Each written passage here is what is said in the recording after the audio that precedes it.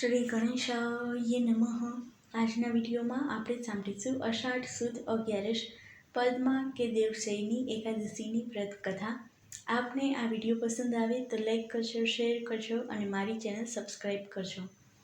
એક વખત મહારાજ યુધિષ્ઠિરે પૂછ્યું, હે કેશવ, અષાઢ માસના શુક્લ પક્ષમાં આવતી એકાદશીનું નામ શું છે? આ પવિત્ર દિવસના આરાધ્ય દેવ કોણ છે? આ એકાદશીનું વ્રત કરવાની વિધિ અને નિયમ કયા છે? કૃપા કરીને આ બધું મને વિગતે સમજાવો. ભગવાન કૃષ્ણએ જવાબ આપ્યો, હે નૃપશ્રેષ્ઠ, આ જ પ્રશ્ન એક વખત નારદ મુનિએ બ્રહ્માજીને પૂછ્યો હતો.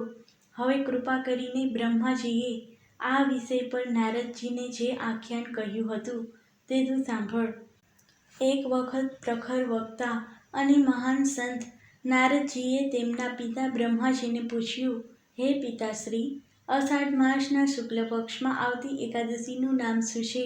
કૃપા કરીને એ કહો કે ભગવાન વિષ્ણુને પસંદ કરવા આ એકાદશી કેવી રીતે કરવી?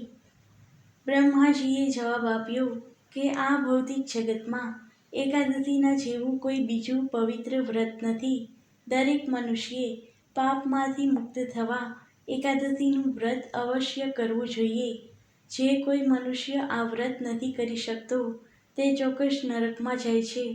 હવે અષાઢ માસના શુક્લ પક્ષમાં આવતી પદ્મા અથવા દેવશયની એકાદશીનું મહાત્મ્ય ધ્યાનપૂર્વક સાંભળો. આ વ્રત કરવાથી ભગવાન અત્યંત પ્રસન્ન થાય છે. આ કથા પૌરાણિક છે, જેને સાંભળવાથી કે કહેવાથી ઘોર પાપમાંથી છુટકારો મળે છે. સૂર્યવંશમાં એક ચક્રવર્તી, સત્યવાદી અને અત્યંત પ્રભાવશાળી માધાતા નામે એક રાજા થઈ ગયો. આ રાજા તેની પ્રજાને પોતાના બાળકોની જેમ પ્રેમ કરતો હતો. આ પવિત્ર રાજાના રાજ્યમાં કોઈ અકાળ, દુકાળ કે રોગ થયો ન હતો. તેના પ્રજાજનો કોઈ પણ ચિંતા વગર જીવતા હતા અને લોકો સુખી અને સમૃદ્ધ હતા. રાજાની તિજોરીમાં કોઈ ખોટી રીતની કમાયેલી સંપત્તિ ન હતી.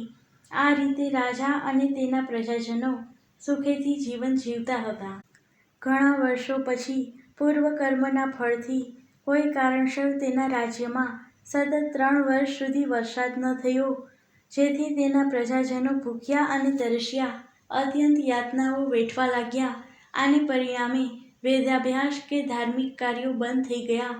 કેટલાક સમય પછી ભૂખ અને તરસથી વ્યથિત પ્રજાજનો ભેગા થઈ રાજા પાસે આવ્યા અને અત્યંત નમ્રતાથી હાથ જોડીને બોલ્યા, હે મહારાજ, આખી સૃષ્ટિનો આધાર વર્ષા પર છે. વરસાદ ન પડવાથી આપની પ્રજા પાણી અને ભૂખથી વ્યાકુળ બનીને પીડાઈ રહી છે. હે રાજન, હવે આપ એવો કોઈ ઉપાય વિચારો કે જેથી બધી પ્રજાનું દુઃખ દૂર થાય. આ પ્રકારે પ્રજાનો આર્તનાદ સાંભળી રાજા અત્યંત દુઃખી થયો અને કહ્યું, આપની વાત સાચી છે. અન્નનો આધાર વરસાદ પર છે અને વરસાદ ન થવાથી આપ લોકોને આ પ્રકારે કષ્ટ સહન કરવું પડે છે. અને આ પ્રકોપ રાજાની ભૂલ કે દોષ વગર ઉત્પન્ન નથી થતો એ પણ સાચું છે, પરંતુ મેં બહુ વિચાર કર્યો કે મારા કયા દોષને કારણે આપ લોકોને આ કષ્ટ સહન કરવું પડે છે, પરંતુ મને કોઈ દોષની ખબર પડતી નથી. આમ છતાં આ કષ્ટના નિવારણ માટે હું હંમેશા ચિંતિત અને પ્રયત્નશીલ છું. આ પ્રકારે પ્રજાને સમજાવીને રાજાએ બ્રહ્માની પ્રેમપૂર્વક પૂજા કરી અને પોતાના કેટલાક સૈનિકોને લઈને વનમાં ગયો. વનમાં રાજા બ્રહ્મ ઋષિઓના આશ્રમમાં મુલાકાત લેતો. આ રીતે વનમાં ફરતા ફરતા એક દિવસ તે બ્રહ્માના પુત્ર પ્રતાપી અને તેજસ્વી અંગિરસના આશ્રમમાં આવી પહોંચ્યો. જેવા રાજાએ ઋષિને જોયા કે તરત જ તે પોતાના રથમાંથી નીચે ઉતરી તેમની નજીક ગયો અને પ્રણામ કર્યા. મહર્ષિએ પણ રાજાને આશીર્વાદ આપી તેમનું ક્ષેમ કુશળ પૂછી તેમના આવવાનું કારણ પૂછ્યું. તત્પશ્ચાત રાજાએ મહર્ષિને કહ્યું, હું ધર્મપૂર્વક મારા પુત્રની જેમ પ્રજાનું પાલન કરતો હતો, પરંતુ મને એ ખબર નથી પડતી કે મારા પૂર્વ કર્મના કયા પાપથી મારા રાજ્યમાં છેલ્લા 3 વર્ષથી વરસાદ બરાબર નથી થયો. તેથી મારી પ્રજા અત્યંત કષ્ટ ભોગવી રહી છે. તેનું કારણ અત્યાર સુધી હું શોધી શક્યો નથી. મારી પ્રજાને કષ્ટમાંથી મુક્ત કરવા આજે હું આપની પાસે આવ્યો છું. રાજાની આ કષ્ટપૂર્ણ વાત સાંભળી મહર્ષિએ કહ્યું, હે રાજન, આ સતયુગ એ બધા યુગોમાં શ્રેષ્ઠ છે. આ યુગ એ ધર્મના 4 પદથી પર ઊભો છે. આમાં તપ આદિ ધર્મ કાર્ય એ બ્રાહ્મણ જ કરી શકે, અન્ય જાતિ તે કરી શકે નહીં.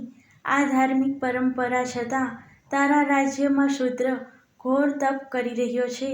આ દોષને પરિણામે તારા રાજ્યમાં વરસાદ થતો નથી. આથી તારા રાજ્યમાં પ્રજાના કલ્યાણ અને શાંતિ માટે તારે આ શૂદ્રનો વધ કરવો જોઈએ. રાજાએ કહ્યું, હે મહર્ષિ, આ પ્રકારે નિરપરાધી શૂદ્ર તપસ્વીને મારવા હું અસમર્થ છું. આથી આપ બીજો કોઈ ઉપાય બતાવો, જેથી મારા રાજ્યમાંથી આ સંકટ જાય. રાજાની વાત સાંભળી મહર્ષિએ કહ્યું, જો આમ છે તો તું અષાઢ માસના શુક્લ પક્ષમાં આવતી પદ્મા અથવા દેવશયની એકાદશીનું વ્રત કર. આ વ્રત અત્યંત પ્રભાવશાળી છે.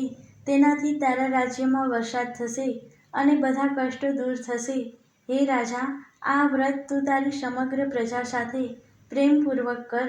આ પ્રકારે મુનિની આજ્ઞા શિરોમાન્ય કરી રાજા ઘેર પાછો ગયો અને બધી પ્રજા સાથે અષાઢ માસના શુક્લ પક્ષની પદ્મા એકાદશીનું વ્રત પ્રેમપૂર્વક વિધિપૂર્વક કર્યું.